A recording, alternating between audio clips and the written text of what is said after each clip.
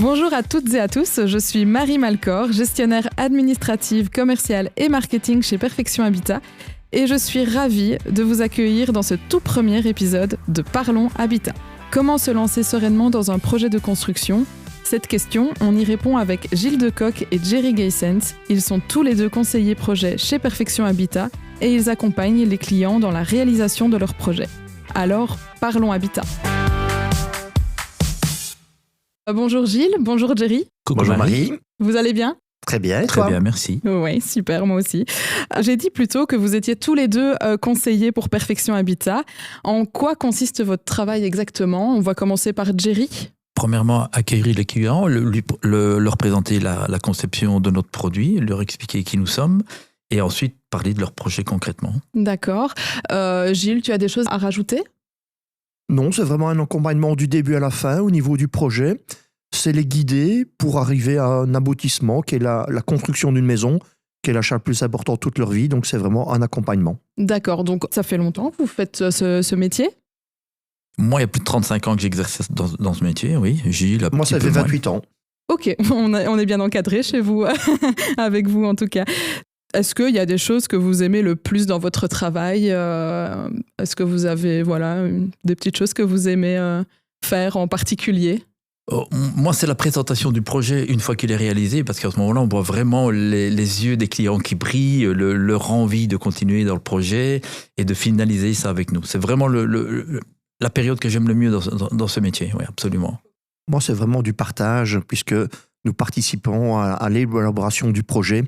On fait un peu le rôle d'architecte aussi, on est accompagné d'architectes également, et donc c'est vraiment un accompagnement, encore une fois, du début à la fin pour le client, mais des échanges d'idées, des partages, on met notre avis aussi pour créer un projet qui leur convient en fonction du terrain, de la vue, de l'orientation, donc c'est vraiment un suivi. Ok, ça, en parlant d'environnement, on en parlera tout à l'heure. Et donc, pour rentrer dans le vif du sujet aujourd'hui, Gilles, de manière générale et selon toi, pour quelles raisons les gens hésitent à se lancer dans l'aventure d'une nouvelle construction ? La nouvelle construction, c'est beaucoup d'incertitudes parfois parce que y a bonne et mauvaise société, il y a beaucoup d'a priori négatifs parfois sur des suppléments, sur des malfaçons, et les gens ne sont pas suffisamment renseignés sur telle ou telle entreprise. Il y a aussi le délai qui est long malgré tout pour entreprendre une construction, plus long qu'acheter une maison toute faite et terminée. Donc je dirais que ce sont quelques éléments qui peuvent peut-être un peu faire réfléchir le prospect. Si ce n'est que trouver une maison toute faite n'est pas toujours facile non plus. Oui, et puis il faut rénover aussi derrière. Donc, exactement. Voilà, il faut voir aussi. Et Jerry, est-ce qu'il y a des choses à rajouter ? Tu penses à autre chose ? Là, je crois vraiment, Gilles, que tu as tout dit. Non, c'est vraiment, oui, recevoir la première fois un client, leur expliquer le fonctionnement, le déroulement du projet concrètement, rentrer dans le vif du sujet avec eux, mais leur expliquer surtout qu'un nouveau projet, c'est quelque chose qu'ils peuvent choisir de A à Z par rapport à une construction déjà réalisée où ils doivent faire beaucoup de travaux. Là, ils vont vraiment réaliser la maison de leur rêve par rapport à leur budget, bien sûr, qui est très important et primordial dans cette première démarche. Tout à fait. Ok, d'accord. Je vois quand même qu'il y a beaucoup de choses à savoir et à comparer si on souhaite aller choisir son constructeur. Par quoi il faut commencer ? Est-ce qu'il faut avoir un terrain, pas de terrain ? Est-ce qu'il faut avoir une idée du budget, donc aller voir les banques ? Comment ça se passe pour un premier rendez-vous ? Plus le client a des informations, plus c'est concret. C'est-à-dire que oui, évidemment, il faut avoir un terrain. Si le client n'a pas encore un terrain, il peut venir nous voir pour qu'on lui explique les démarches à suivre, la base étant le terrain, puisque le terrain décide de tout. Le terrain va décider d'une orientation, d'une vue, de prescription maïstique, d'un style de maison. Donc, le terrain conditionne beaucoup d'éléments. Évidemment, avoir une idée de ce qu'on peut emprunter, de son enveloppe budgétaire, pour élaborer un avant-projet qui leur convient également. On reçoit comme souvent des clients qui n'ont pas de terrain parce qu'ils veulent quand même avoir une vue globale de l'ensemble et du coût de cette construction pour voir si c'est faisable pour eux. On a quand même pas mal de cette démarche-là de beaucoup de clients pour le moment, en tout cas, je trouve. Justement, pour les personnes qui n'ont pas encore de terrain, comment vous les conseillez ? Est-ce qu'ils doivent faire attention à quelque chose avant l'achat de ce terrain-là ? Est-ce qu'il y a des choses qu'ils doivent savoir ? Moi, je dis toujours aux clients, un terrain, c'est choisi par rapport à une vie. Donc, le client doit vraiment avoir envie de vivre à cet endroit-là. Comme je dis toujours, on peut faire de très belles choses sur n'importe quel terrain. Pour moi, c'est primordial, c'est de choisir l'environnement dans lequel on va habiter. Ok, donc la localité. La localité, les voisins, la vue, oui. Et peut-être les prescriptions urbanistiques aussi, peut-être, c'est un sujet, c'est quelque chose d'important. Oui, mais les clients ne sont pas toujours au courant des prescriptions et nous, on arrive toujours à s'adapter en fonction des prescriptions. Alors, évidemment, le client pense pouvoir faire une maison bleue avec un bungalow et là, ce n'est pas possible. On est limité malgré tout Tout à fait, ouais. avec certaines normes et certaines restrictions. Donc là, les gens le savent généralement à l'avance, mais sont toujours surpris de ne pas pouvoir faire exactement ce qu'ils souhaitent. Il y a des limites. T'as déjà eu une demande de bungalow bleu? Évidemment, plusieurs fois. Hein. Le bungalow, très souvent, la couleur bleue, c'est à l'excès, évidemment. Oui. Mais c'est pour vous dire qu'ici, on a parfois des obligations de teinte, de briques, de matériaux. Et là, on doit le suivre. On a de la chance que la brique bleue n'existe pas. Évidemment. La peinture, oui, mais bon, c'est peut-être après. Et est-ce que vous pouvez nous expliquer quels sont les avantages d'une construction neuve? Je dirais que c'est la performance énergétique des nouvelles habitations d'aujourd'hui. Elles sont peu énergivores, donc le fait d'habiter de nouvelles maisons va vous coûter peu d'argent. Voilà. À terme. À terme, oui, même directement, dès que vous rentrez dedans, oui. C'est vrai que le coût d'une construction peut être parfois plus élevé que l'achat d'une ancienne maison et de la rénovation, mais au final, la nouvelle construction reviendra toujours moins cher grâce à ces performances énergétiques au jour d'aujourd'hui. On peut ajouter peut-être aussi le fait qu'ils choisissent tout. Oui. À part les prescriptions balistiques, mais aussi non, ils choisissent le carrelage, les portes intérieures, le style, ils choisiront plus tard une cuisine, et il n'y a pas de souci, évidemment, de devoir remplacer les châssis dans 2 ans, le toit dans 3 ans, et comme Géry le disait très bien, c'est des maisons qui consomment très peu. Ils sont relativement autonomes. Ok, et donc quand vous dites qu'elles consomment très peu, par exemple ici, chez Perfection Habitat, qu'est-ce qui est compris au niveau PEB, au niveau technique, installation, comment ça se passe? Déjà, premièrement, on a un label PEB A+, dans toutes nos constructions, que ce soit d'une petite ou une grosse maison, on parle toujours du même label. On travaille, nous, avec une pompe à chaleur qui s'appelle, de la marque Viessmann, donc avec chauffage par le sol au rez-de-chaussée et une partie de chauffage par le sol à l'étage aussi. On travaille avec un groupe de ventilation double flux. On a aussi une citerne d'eau de plus de 10 000 litres, donc ce qui permet une économie d'eau aussi sur le bâtiment, et puis une isolation qui est très performante au niveau de Perfection Habitat. Donc on a une isolation de 24 cm par exemple dans le plafond des chambres, on a une deuxième isolation de 16 cm dans le grenier, 10 cm de panneaux recticelles dans les murs, 10 cm de polyuréthane projeté au sol et 5 cm de polyuréthane projeté à l'étage. Donc c'est une enveloppe globale excellente au niveau isolation. Oui, donc c'est vraiment une thermique, quoi. Oui, très fermé. c'est un thermo. Ouais, On peut ajouter aussi les panneaux photovoltaïques qui sont Exactement, oui. Oui. Ok, 10 panneaux, hein, c'est bien ça. Oui, tout à fait. D'accord. Alors, un autre sujet aussi, quelles sont les différences entre le choix de travailler avec des corps de métier séparés et choisir une entreprise générale de construction avec un contrat unique comme style Perfection Habitat? Quelles sont les différences entre les deux? Moi, je parlerais beaucoup de sérénité. Je pense que c'est plus simple de confier un projet à un seul interlocuteur, un seul intermédiaire, à partir du moment où cet intermédiaire est de qualité évidemment, plutôt que de dispatcher avec différents corps de métier où nous avons des risques de faillite à chaque entreprise, des risques de malfaçon, des risques d'incompréhension entre un corps de métier et l'autre. Un problème avec la chape, c'est pas de ma faute, c'est l'électricien, c'est le carreleur. Donc je pense que c'est plutôt une question de sérénité et beaucoup pour les clients de temps. Travailler avec des corps de métier séparés, il faut avoir vraiment beaucoup de temps pour suivre le chantier et gérer les différents corps de métier. Et une garantie, je dirais, sur les prix aussi, parce qu'une société comme Perfection Habitat peut garantir des prix qu'un petit indépendant ne peut pas indéfiniment garantir la même chose. Et d'ailleurs, en parlant de garantie de prix, est-ce qu'il y a d'autres garanties chez Perfection Habitat? Moi, je dirais déjà la première garantie que l'on offre chez Perfection Habitat, c'est que nous proposons des marques bien établies, pas comme certains, une marque XY ou similaire, comme on voit beaucoup sur beaucoup de devis au jour d'aujourd'hui. Perfection Habitat dit je mets du Viessmann, nous mettons du Viessmann. Nous avons aussi une garantie qui n'est pas décennale mais bidécennale dans la société et une garantie sur les prix qui est très important au jour d'aujourd'hui. Quand tu dis bidécennale, c'est-à-dire? Donc la garantie sur la stabilité et l'étanchéité du bâtiment est portée non pas à 10 ans mais à 20 ans dans notre groupe. Ok, oui. D'accord. Super. Gilles, est-ce qu'il y a d'autres choses à rajouter? La garantie, c'est plutôt une garantie de travailler dans les règles de l'art, je pense. Ce qu'on essaie de faire dans le groupe, Et dans l'entreprise, c'est vraiment d'avoir cette garantie du travail bien fait. Avec alors des prestataires de qualité et avec qui Exactement. vous travaillez depuis longtemps alors. Tout à fait, tout à fait. Ok, super. Tout à l'heure, on a mentionné des suppléments budgétaires en cours de chantier. Donc ça, c'est un élément qui pouvait un peu faire hésiter les personnes qui souhaitent construire une maison.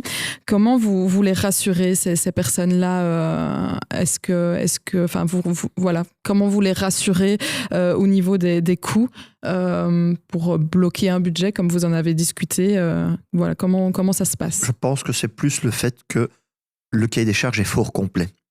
Et donc, fatalement, en ayant un cahier des charges très complet, on a moins de risques de supplément derrière. Comme Gilles le disait tout à l'heure, on ne travaille pas avec des marques de type ou similaires, on a des marques bien établies et on a des produits de haute qualité. Mais surtout, quand vous avez déjà dans le cahier des charges une ventilation double flux, une pompe à chaleur, une citerne eau de puits, des panneaux photovoltaïques et différents matériaux haut de gamme qui sont déjà prévus, on limite évidemment le fait d'avoir des suppléments. Et puis alors, on discute avec les clients pour voir s'ils veulent étoffer éventuellement leur cahier des charges avec des options que l'on propose fréquemment.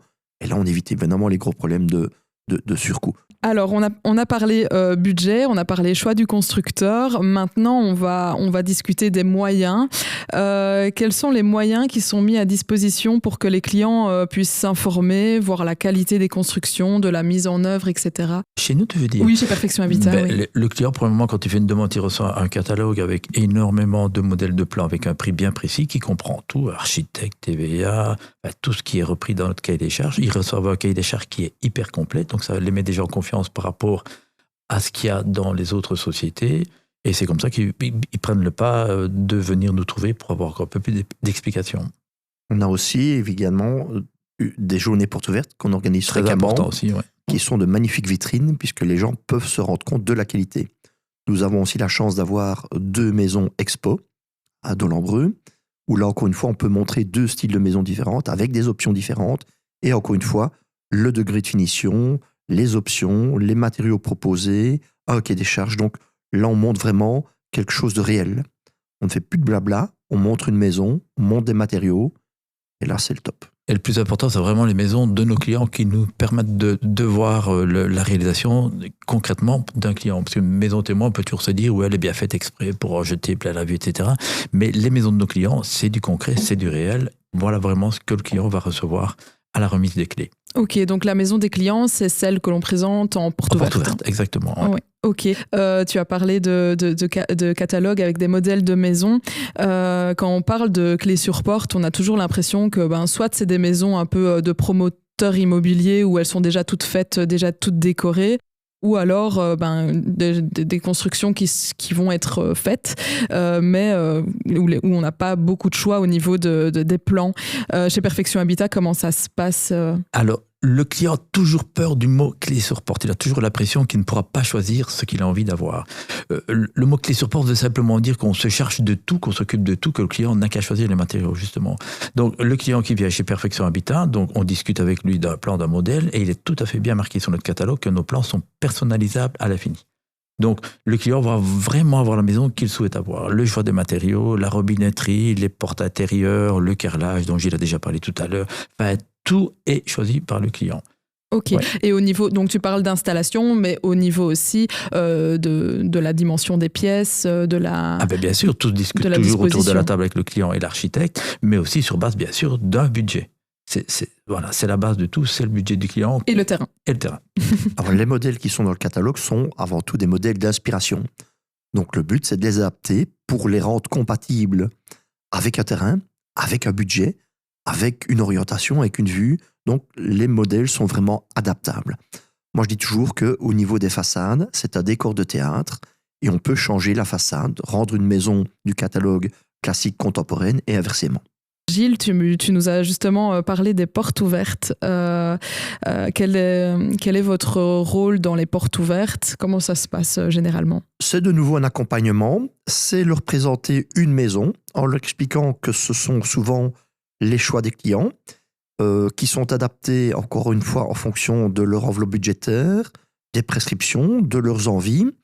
Et c'est vraiment montrer quelque chose qui est personnalisé avec vraiment ces choix des clients. Alors notre rôle ce jour-là, c'est de visiter la maison, leur expliquer pourquoi tel endroit, pourquoi telle pièce, pourquoi telle adaptation, telle fenêtre, et c'est vraiment essayer de leur faire vivre ce que le client a vécu en créant son projet. Ok. Vous avez des anecdotes de maisons que vous avez déjà présentées en porte ouverte, un peu, qui sortent un peu de l'ordinaire pour vraiment montrer et appuyer le modèle d'inspiration qui peut être changé à l'infini? Bien sûr, l'avant-dernière porte ouverte déjà que nous avons faite, c'était une maison traditionnelle avec un salon de coiffure sur le côté. Ah oui, ok. Donc le salon de coiffure d'ailleurs était presque aussi gros que la maison parce que c'était une dame qui avait une grosse clientèle, j'ai l'impression, au niveau de son salon. Donc oui, c'est vraiment quelque chose qui sort totalement de notre catalogue Perfection Habitat. Ok, super. Et Gilles? De toute façon, tous les modèles méritent une anecdote puisque c'est vraiment le modèle du client. Et donc chaque fois, c'est une création, ce sont des échanges et c'est quelque chose qui doit plaire aux clients au final. Même s'il y a toujours le côté budget qui intervient, mais sinon on essaie toujours de faire quelque chose et encore une fois de partager le projet avec eux. Et de toute façon, quand on fait une porte ouverte, le client est toujours étonné de savoir qu'on est parti sur un modèle, par exemple PH34, et d'arriver à la présentation de la maison qu'on fait, parce que ça ne ressemble plus du tout à une PH34, ni parfois en volume, ni en esthétique, en rien du tout. Est-ce que les clients peuvent se renseigner et éventuellement se convaincre de leur choix de constructeur en allant visiter des partenaires avec qui Perfection Habitat travaille? Ils vont déjà commencer par visiter notre showroom à nous, que nous avons en dessous de notre maison témoin, rue de la Pépinière à Delambreux. Là, on leur montre déjà une grosse partie, donc escalier, porte intérieure, les tuiles, quelques modèles de briques, etc. Et puis on leur donne des adresses alors où aller voir les showrooms de nos partenaires, au niveau du carrelage et au niveau des sanitaires. Voilà.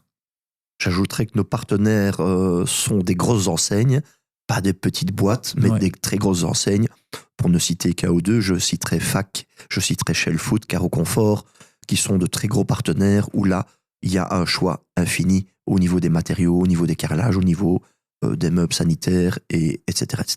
Et qui sont aussi partout en Wallonie. Donc voilà, étant donné que Perfection Habitat construit partout en Wallonie, les clients peuvent se rendre facilement dans les showrooms des partenaires facilement. Tout à fait, ce qui est un avantage énorme plutôt que d'avoir un petit showroom où nous avons 45 carrelages différents et juste un endroit bien précis. Ici, on va plus loin, nous avons aussi bien à Arlon que sur Namur, sur Liège, etc. Ok, etc. Super.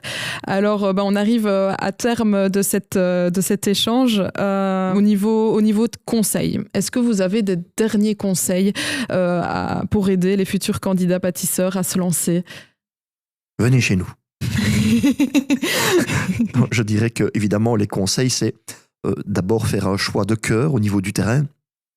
Ça, c'est, comme Géry le disait tout à l'heure, l'élément presque le plus important parce qu'on va vivre avec un entourage, on va vivre avec des obligations urbanistiques, on va vivre avec des voisins, on va vivre proche ou non proche de son travail, de l'école des enfants.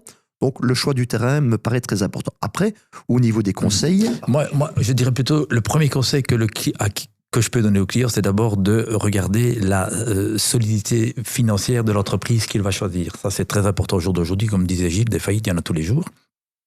Ensuite, le questionnement de clients qui ont déjà bâti avec cette entreprise pour voir s'ils sont contents ou pas contents. Questionner les réseaux sociaux, parce qu'on sait bien qu'aujourd'hui, c'est un outil formidable pour tout ça. Et une fois qu'ils ont fait le tour de tout ça, vous allez voir qu'ils viennent facilement chez Perfection Habitat. Ok. Et on a parlé des anecdotes en porte ouverte. Est-ce que vous avez des anecdotes à nous partager au niveau des avant-projets, réalisation de plans? Par exemple, je ne sais pas, des clients qui voulaient un grand séjour et puis finalement, en voyant des portes ouvertes, ils se disent finalement c'est mieux comme ça, ou enfin je ne sais pas. Est-ce que vous avez des anecdotes à raconter? J'en ai une de cette semaine justement. J'ai rencontré des clients qui avaient déjà un plan que j'ai chiffré, etc. Et ils avaient une imposition qui était d'avoir un grenier de X mètres carrés. Et je leur ai demandé, pour essayer de faire diminuer un peu leur enveloppe budgétaire, pourquoi un aussi grand grenier? La dame m'a dit, nous avons acheté un puzzle de 48 000 pièces qui fait 7 mètres de long sur je ne sais plus combien de large. Donc le grenier a été conçu pour ce puzzle. Ok. C'est la première fois que j'entends ça en autant d'années de travail.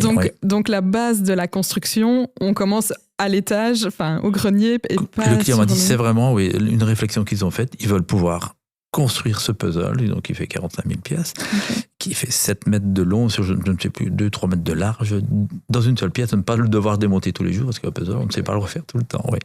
Moi, de mon côté, j'ai eu un client dernièrement qui, je discute avec le monsieur, et le monsieur me dit, moi, on va parler du garage. Ok.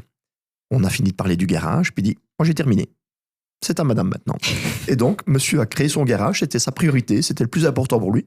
Le reste, on va dire qu'entre guillemets, il s'en foutait. Il faisait confiance à madame. D'accord. Il était OK avec madame, donc madame a fait tous les choix finaux, aussi bien en parlant d'un vestiaire, d'un dressing, que de la taille de la salle manger, des fenêtres, du look. Le monsieur, sa priorité, c'était son garage. Tout le monde est content. Garage important, mais voilà, tout le monde est content. Comme quoi, il en faut pour tout le monde aussi. C'est chouette. Ben écoutez, voilà, c'est terminé pour aujourd'hui. Merci beaucoup de votre présence et d'avoir répondu à toutes les questions. Avec un grand plaisir. Merci à toi. Merci Marie. Et à bientôt. À bientôt Marie. À bientôt Géry. Et si vous souhaitez en connaître davantage sur notre société de construction, on vous invite à nous suivre sur nos réseaux sociaux ou à visiter notre site internet perfectionhabitat.be.